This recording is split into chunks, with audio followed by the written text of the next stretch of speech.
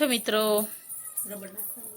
આજનો વ્લોગ શરૂ કરું છું ખુશાલીથી. ખુશુ, એવું કોના કપડાં પડ્યા? એ કોના સામે પડે એ કોના કપડાં એ તો સોનલ બાના. કોના એ?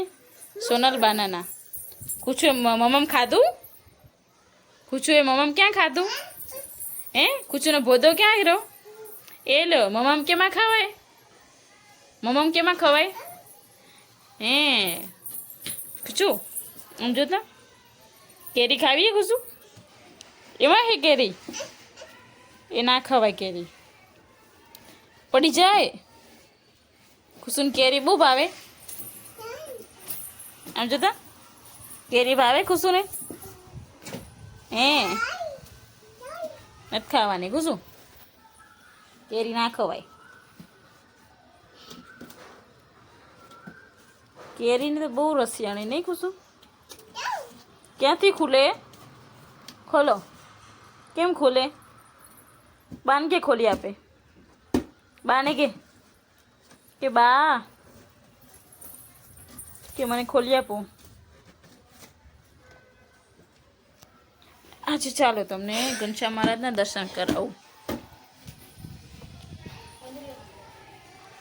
આજે અમારા ઘનશ્યામ મહારાજ આજના ન્યૂ લુક કેવા સરસ તૈયાર કરેલા છે.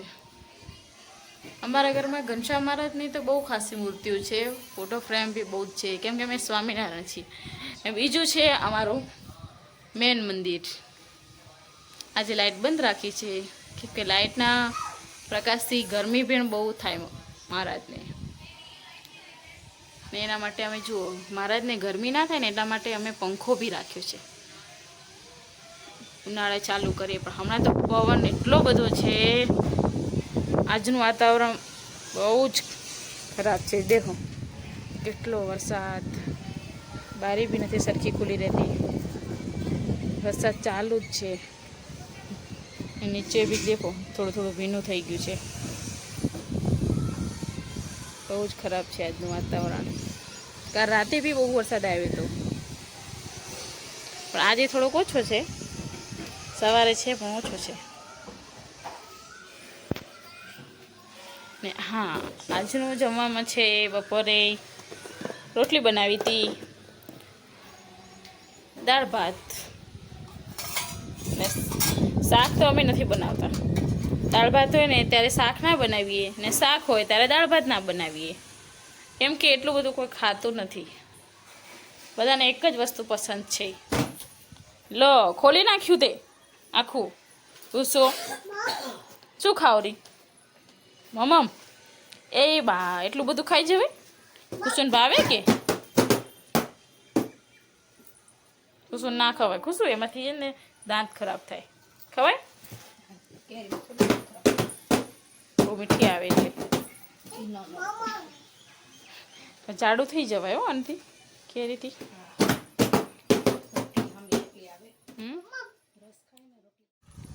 ખુશો કેમ તું ઉપર બેસી ગઈ? તું મસ્તી બહુ કરતા શીખી ગઈ નહીં?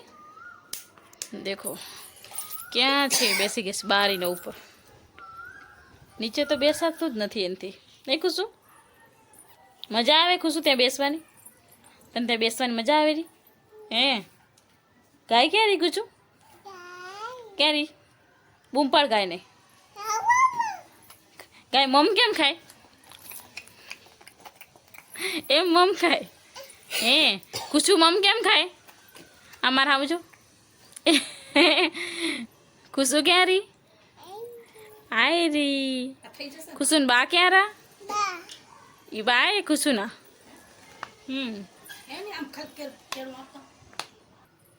દેખો મિત્રો, અમારા મમ્મી બનાવશે વેસ્ટમાંથી બેસ્ટ.